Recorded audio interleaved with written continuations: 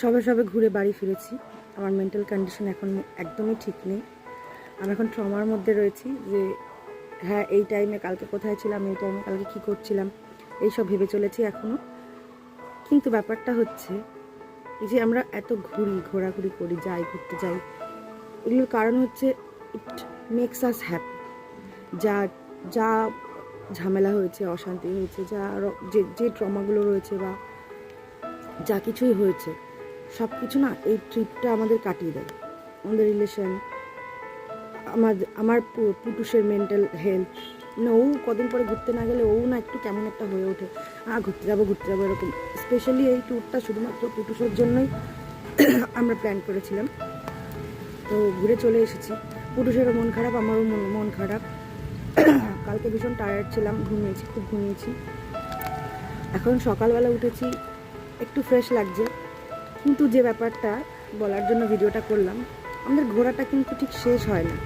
এই যেমন ঘুরে এসেছি, আমরা দীঘা গেছিলাম, ঘুরে এসেছি, কালকেই বাড়ি ফিরেছি সন্ধ্যেবেলায়। এরপর আবার এখন আমার নেক্সট যেটা চিন্তা ভাবনা সেটা হচ্ছে এরপরে কি। তো এরপর হচ্ছে আমরা 3 মাস পর আবার পুরী যাচ্ছি।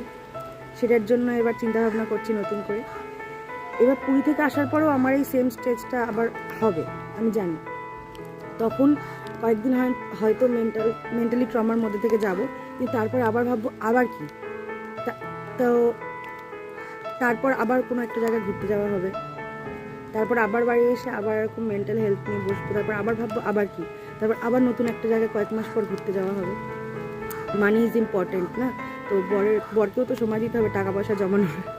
এটা হচ্ছে ব্যাপার।